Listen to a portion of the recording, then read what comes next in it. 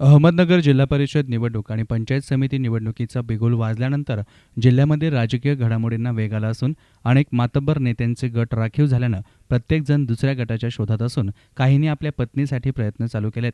जिल्हा परिषदेवर सध्या राष्ट्रवादी काँग्रेस आणि काँग्रेसची सत्ता होती, त्यामुळे आपापले गट राखण्यासाठी दोन्ही पक्षांनी जोरदार तयारी चालू केली आहे. मात्र आघाडीत अजूनही बोलणी चालूच असल्यानं इच्छुक उमेदवार देव पाण्यात घालून बसलेत. तर सेना भाजपनं वेगवेगळे जाण्याचा निर्णय घेतला असला तरी काही ठिकाणी युती पाहिजेच असा सूर कार्यकर्त्यांकडून आवळला जातोय. तर काँग्रेस आणि राष्ट्रवादीमध्ये आघाडी नको म्हणून काही नेते प्रयत्न करताना दिसत आहेत. नगरच्या राजकारणात राज्याचे विरोधी पक्षनेते राधाकृष्ण विखे पाटील, माजी मंत्री बाळासाहेब थोरात हे काँग्रेसची खिंड लढवणार आहेत. तर राष्ट्रवादीकडून दिलीप वळसे पाटील, जिल्हाध्यक्ष चंद्रशेखर घोले, आमदार अरुण जगताप हे आपल्या बाजूने खिंड लढवणार आहेत. सेनेकडे अजूनही म्हणावा तसा मुरब्बी चेहरा नसून सेनेची ताकद अजूनही ग्रामीण भागात नसल्यानं त्यांना प्रयत्नांची पराकाष्ठा करावी लागेल. तर सध्याचे जलसंधारण मंत्री राम शिंदे यांना भाजपची धुरा सांभाळायची असून राज्य आणि केंद्रात सत्ता आल्यानंतर पहिल्यांदाच ग्रामीण भागात निवडणूक होत असल्यानं मतदार भाजपला जवळ करणार की हद्दपार करणार हे निवडणुकीनंतरच कळेल. मात्र सध्या तरी राम शिंदे यांनी जिल्ह्यातील मातब्बर नेत्यांना आव्हान देऊन निवडणुकीमध्ये रंगत आणली आहे. सध्या सर्वच पक्षाच्या इच्छुक उमेदवारांनी अर्ज भरण्यास सुरुवात केली आहे. मात्र पक्षाची उमेदवारी अजूनही फायनल नसल्यानं सर्वांचा जीव टांगणीला लागलाय.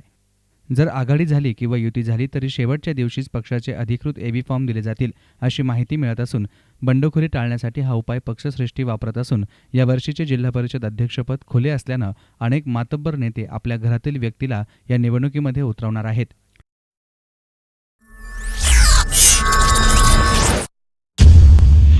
म्हणून त्या माध्यमातून मी आता परत काँग्रेस पक्षाकडेची उमेदवारी घेऊन परत जिल्हा परिषदमध्ये निवडणूक लढवायचा निर्णय मी घेतलेला आहे.